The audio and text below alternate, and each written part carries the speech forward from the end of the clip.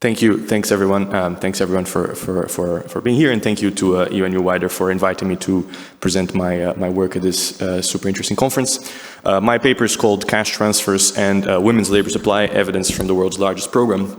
And the great thing about presenting it right after Tim's excellent work is that he essentially already motivated it for me. Our first slides are pretty much identical, so thank you. We all know that cash transfers are perhaps the most widespread poverty alleviation tool in the world. It's present across almost all low and middle income countries in some shape or form around the globe. We know that they're effective through a large body of evidence, especially in short-term poverty alleviation, but as has been mentioned, there are concerns both between academics and between policymakers and about the public in general about whether they have discouragement effects to labor. And if this is true, then this would have implications for their goal itself of poverty alleviation in the long run, because of course reduced employment can lead to increased poverty, as has been extensively discussed here in the opening remarks of the panel. Now, again, the impacts of a cash transfer on the labor supply of the people who receive it is ambiguous, both empirically and theoretically. Empirically, as Tim has already prompted, there isn't really a consistent finding of a negative effect. The findings are quite heterogeneous. They are a little bit all over the place. There's been a few sort of meta-analysis or literature reviews that have tried to sort of quantify what we know. And theoretically, again, it's ambiguous, right? We can think of ways in which this can play in both directions. The standard model suggests that we would find a negative effect. You know, we teach students in Micro 1 that if you increase the budget constraint, people consume more leisure, and as such, they decrease their labor supply. So we would expect that a cash transfer, which is by definition unearned income, would discourage labor. But it can be positive, as we've just seen, if people are facing some sort of barriers to work, right? And these barriers can be in the form of childcare constraints, in the form of job search costs, in the form of some necessity of initial investments. So in theory, going one step further, it really seems like the effect of the transfer will depend on the extent to which people are facing some sort of barrier to employment that can be overcome by the transfer, by a cash transfer. Right, so in Brazil, which is the context where I'm studying, it turns out that barriers that are keeping people out of work are extremely gendered. So I'm showing you some descriptive statistics from a nationally representative household survey between the years of 2014 and 2016, in which every working age adult is asked the following question: are you working right now? And they can answer yes or no in any shape or form of work. If the answer is no, then they are asked, if you were offered an opportunity to take a job today, would you be available to take it?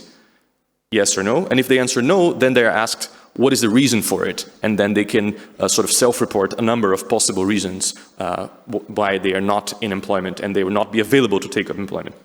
And what I'm showing you here is the share of men and women that respond that they are not available to work and what reason they give. And it's very clear that, first of all, there's a clear gender difference, right? There's about 30% of women of working age report not being available to work, whereas only 10% of men do so. And when we split by reasons, clearly the big responsible for this difference is the reason caring for another household member, which constrains about 20% of working age women in Brazil and about 0% of working age men. Right? So there's clearly this binding constraint of care work, which seems to be the reason why women self-report being not available to take up employment. And there's a lot of literature in labor economics that show that there's all sorts of intra-household dynamics in terms of labor supply elasticity within the household. And all of this suggests that maybe men and women might respond differently to a cash transfer because they face different barriers to employment. Right? So that's what my paper is trying to address. I'm going to study that in the setting of a large unconditional cash transfer in Brazil, which is part of Bolsa Família, which is the largest government-funded cash transfer program in the world. I'm going to use administrative data on transfer recipients and employees. And I'm going to explore also what happens across the country by taking advantage of the fact that this is a national program that's designed equally across a super unequal and super diverse country like Brazil. I'm going to skip the preview of findings because I'm going to show you them in a minute. Well, there's a lot of literature that I think relates to this paper, both on the effects of unearned income on labor supply more broadly, as has been discussed quite a lot in the earlier panel discussion that we've watched. Also a discussion about gender inequality, a literature about gender inequality in the labor market, which my paper touches on by looking at these gender differences in response. And there's also this broader literature about what happens when cash transfers interact with different settings of the local economy, as we've just heard about in South Africa and Brazil. This is also potentially a relevant aspect. So in terms of data, I'm fortunate enough to work in a setting which has very good administrative records, which is Brazil. So I combine the universe of low-income households in Brazil from the government national registry with the payment records of Bolsa Família, which is the government cash transfer program. And I can also combine those with the data set that contains the universe of formal employment contracts in the country in the form of matched employer-employee data set. And then I complement that with data from a few household surveys, which are all cross-sectional, such as the one that I've shown you earlier about unavailability to work, and also with some local level data about economic characteristics across different parts of the country. So let me just spend a slide telling you a little bit about the important aspects of Bolsa Família and what they mean for my study. So Bolsa Família is, by a number of beneficiaries, the largest cash transfer program in the world from a governmental perspective. It started about 20 years ago, in 2003. In 2014, which is the year that my paper is going to zoom in on, it had about 40 million beneficiaries. Today it has more than that, substantially more than that. It is funded by the federal government, and it's basically a direct cash transfer to families that are eligible, and the transfer comes through a debit card, like the one that you see in the picture, that can be used both for purchases but also for withdrawing cash from an ATM. Nowadays, there's also an app that can be used to receive the transfer. It has several components. It's a program with lots of different arms. They're based on different characteristics of household income and family composition. The one that I am studying today is the largest component of Bolsa Família. It's called the basic benefit. And very importantly, it's unconditional, right? So it's not subject to any sort of conditionality in terms of health or schooling. Its eligibility, it's based on household per capita income. So much like the program from the previous study, it's a means-tested unconditional cash transfer. And it's targeted at households that the government considers to be in extreme poverty, at the very, very bottom of the national income distribution. Now, the income is reported by household head in order to deal with the obvious incentives that this could cause in terms of self-reporting income. The government implements a number of channels, one of which is by sort of making the final per capita household income be the result of some sort of more sophisticated maximization formula between monthly income and 1/12 of yearly income. And there's also a rule that allows households that sort of purposely, sort of truthfully report an increase in their income to continue receiving the benefit for a while. And there's also some sort of periodic checks on people's income. So I'm happy to go into more details about that afterwards, but the government has a few channels to minimize, not get rid of, but to minimize the potential incentive effects for income misreporting that obviously arise in a setting like this. Now, I think the bulk of my empirical strategy relies on a reform that happened in 2014. In 2014, the government increased the threshold of income that determines what it means to be in extreme poverty in Brazil. So until 2014, the threshold for eligibility for the benefit, which is the same as the threshold for being considered to be in extreme poverty, was 70 reais per month per capita, which is about 17 British pounds or about $20 US dollars per month. And it was raised to 77 reais per capita. And just for comparison purposes, the minimum wage at the time was about 678 reais per month. So this is just to give you a sense that this is really the households that are at the very, very bottom of the income distribution of the country.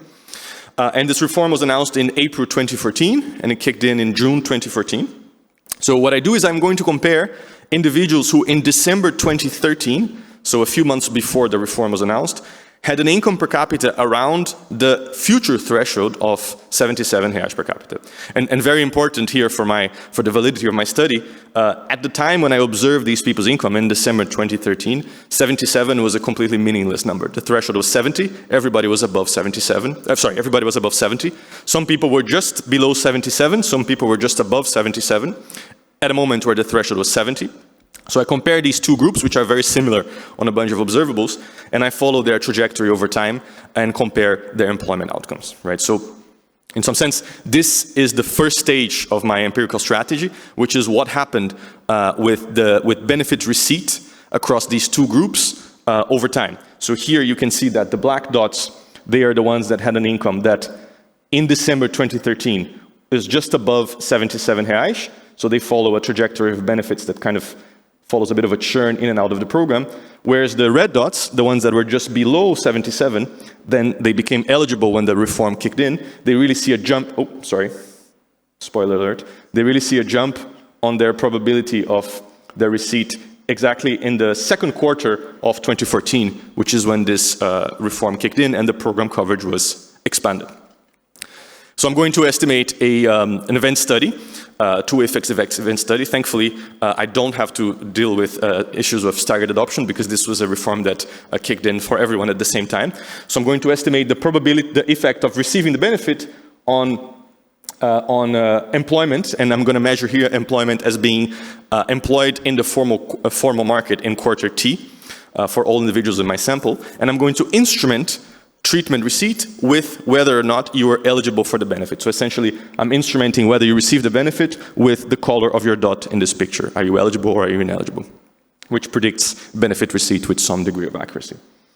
The assumption here is that there's parallel trends in employment between the eligible and the ineligible group before the reform. So the result for the whole sample is what you see here.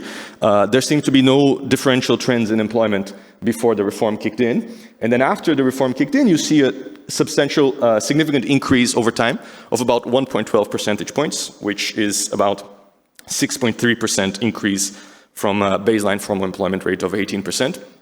So you see that the effect on employment in the formal market seems to be positive for the overall sample.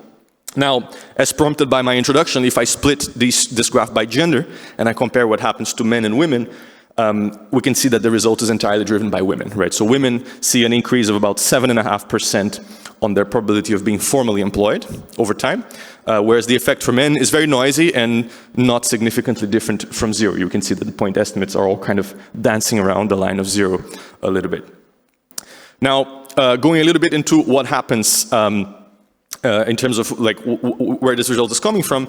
So first, I find that the results, the positive effects on employment is really concentrated on mothers of kids of preschool age, between the ages of 3 and 6 in Brazil, and mothers of kids of other age groups and non-mothers don't have a significant positive effect.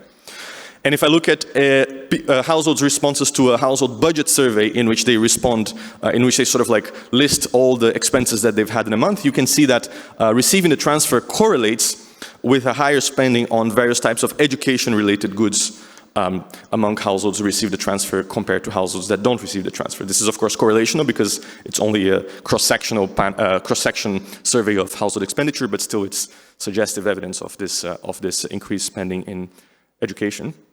And if I look at the kids themselves, I have information of these kids' self-reported enrollment in school over the years, and I find that the effect that the treated preschool-age children of ages 3 to 6 are also more likely to report being enrolled in education over the 2 years following the reform, which is the same period of time that I observe their mothers having a higher probability of employment.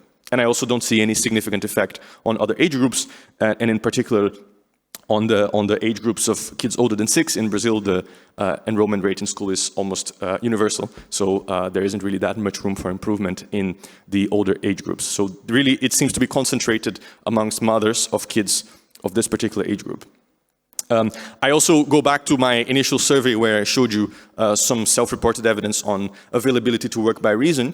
And if I correlate that with benefit receipt and control for a bunch of observables, I find that beneficiary women are substantially less likely to self-report that care work is a constraint for employment compared to non-beneficiary women. And as we saw in the beginning, care work for other household members is really the main reason why working-age women in Brazil self-report being constrained to employment. So in some sense, this is a story about mothers of young kids being able to increase the enrollment and education of these kids, spend more money in education-related goods, and then join the labor force. Now, in the last 2 minutes that I have, I'm going to just sort of briefly summarize the next exercise that I do in this study, which is to really explore the fact that Brazil has large economic disparities, but Bolsa Familia is a federal program that has the same design across the entire country. Brazil has just to illustrate, the poorest region in Brazil has the GDP per capita of Chad, and the richest has the GDP per capita of France. So in some sense, it's almost like a little microcosm of the world. So what I do is I estimate the effect of the Bolsa Família transfer on employment separately for all 555 Brazilian micro-regions, which is roughly equivalent to a local labor market, because the majority of people live and work within the same micro-region. And then I find what local characteristics of these regions correlate with having a higher or a lower impact on employment. So first, what I find is that there is a lot of spatial heterogeneity. The distribution of effects across the regions is quite wide. And second, I find that the effects are higher in areas that are poorer, that have lower GDP per capita, but also conditional on being poor in areas that have better provision of local public goods, especially in education and also a little bit in health. And in the last sort of part of this study, which I'm not going to go into the details in the interest of time, I'm actually able to say something causal about this interaction with the provision of local public goods by exploiting a quasi-experiment that varies local funding to Brazilian municipalities. And I showed that this interaction between having better provision of local public goods and the treatment effect of the transfer on employment is actually significant.